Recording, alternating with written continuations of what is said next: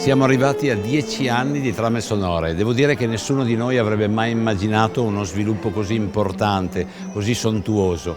Abbiamo lasciato crescere questa creatura come se fossimo dei genitori amorevoli, non le abbiamo imposto niente, abbiamo lasciato che lei seguisse le sue inclinazioni e devo dire che le inclinazioni di questa creatura si sono rivelate veramente straordinarie, ma anche grazie al contesto, perché Trame Sonore inserita nella città di Mantova è un progetto che non poteva trovare una situazione migliore. Mantova è città perfetta per i festival, per cui quest'anno un decennale di gioia, un decennale di bellezza, un decennale nel quale consolidiamo la nostra convinzione di essere un servizio culturale non soltanto per la città, ma per tutto l'ambiente musicale e culturale internazionale che ha trovato in Trame Sonore un punto di incontro, un momento di incontro ormai imperdibile.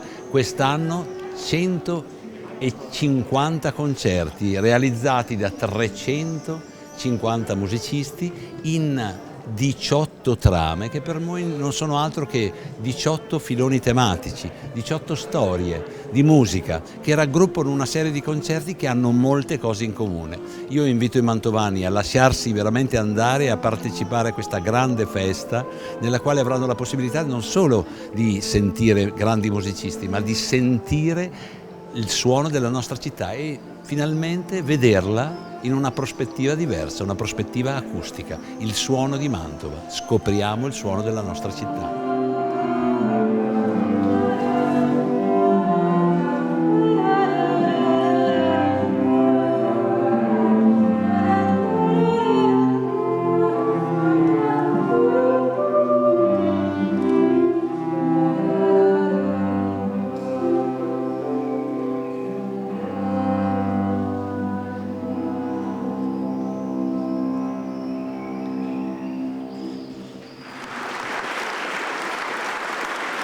Intanto è un compleanno importante perché sono 10 anni, quindi un traguardo che non era scontato.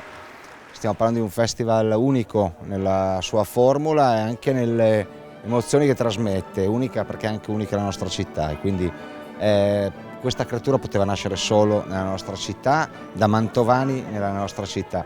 Però mi permetto di dire che in questa fase è anche un evento importante perché è una fase drammatica, la guerra, nuovi confini che sono segnati da questa tragedia. Qui è un festival internazionale, quindi riuscire a mantenere questo respiro di apertura, di dialogo, e la musica è sempre stata anche questo, no? Un dialogo, un confronto, credo che sia molto molto bello, molto importante.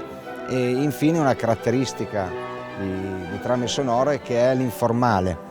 Cioè riuscire a portare una musica, la musica che è considerata appunto la musica colta, no? La musica difficile perché la musica a camera è considerata questa, ma che in realtà è un'emozione unica, e riuscire a portarla in modo informale al contatto con tutti da parte di tanti giovani musicisti, e quindi è davvero un'alchimia preziosa quella che è stata creata e dobbiamo sempre aiutarli perché insomma, sono creature tanto belle e importanti quanto fragili, quindi vanno sostenute.